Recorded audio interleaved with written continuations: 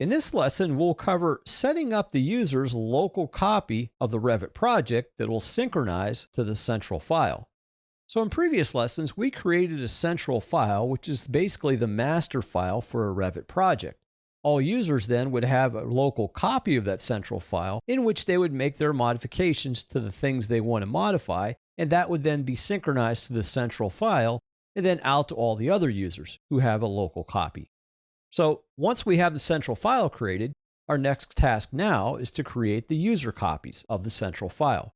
This can be done on the server by an administrator, or the users can do this themselves. To do that, you have to use the Open tool within Revit. You have to point to the central file. So with nothing open, inside of Revit, click Open. Once you click Open, browse to the directory of where you saved the files for this course and go to Chapter 19. In Chapter 19, you will see a central file called Central File 1901.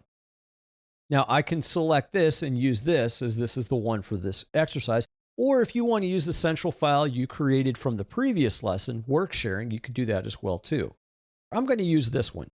Now, before we click OK or Open, select the actual central file. On the very bottom of the screen, there's a checkbox that says Create New Local View. Revit recognizes that this central file, even though it's called central file but doesn't have to be, it recognizes it's a central file. So when I click Open now, the Create New Local View will create a new local view of this central file and append the end with the name of the user, such as me, Tim, or however I'm logged in. Technically, I'm logged in this example as the number 1 as a user login, and you'll see that here in a minute. So go ahead and click Open. When you click Open, what Revit is going to do is read the contents of the central file, make a copy of the central file, append the name of the user to the end of the word central file, in this case _1 or underscore your name, and then save it to the default location of where Revit saves your default documents.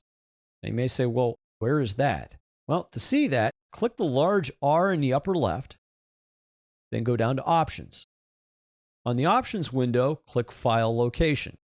In the default path for user files, on my computer, it's read C users 1, as that's my login, is 1 instead of my name, and then Documents. So basically, my documents. So that's where Revit actually created your local copy of this file in that directory. Go ahead and cancel the Options window. So basically, this is the local copy, and I could basically start to take next ownership of work sets and work on my project. However, let's just look at the synchronizing tools one more time. Click the Collaborate tab. On the Collaborate tab, you have your work sets, which we'll cover in another lesson. But here we have Synchronize. And on the Synchronize dropdown, you have two options. Synchronize now basically means you're just going to synchronize to the central file anything you've modified, and then you'll relinquish control of any work set that you've been working on, meaning other people can then take control of that work set. Synchronize and modify settings gives you additional options. So for example, if I were to click Synchronize and modify settings, here it's telling me where the central file is located, so I can see it.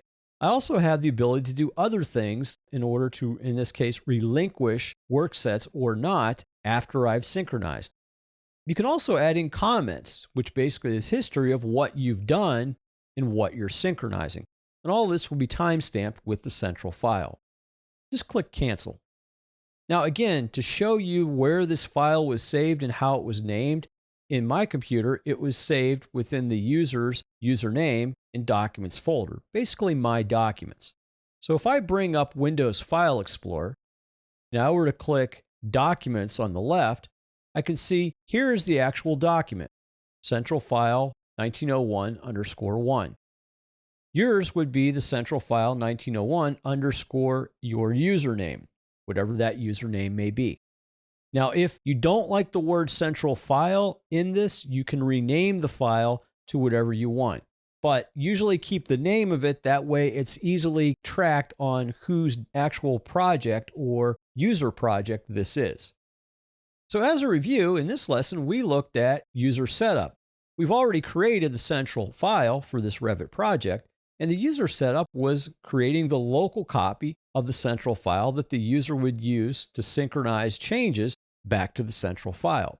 We walked through the steps of creating that user file, and we also looked at where Revit saves the file.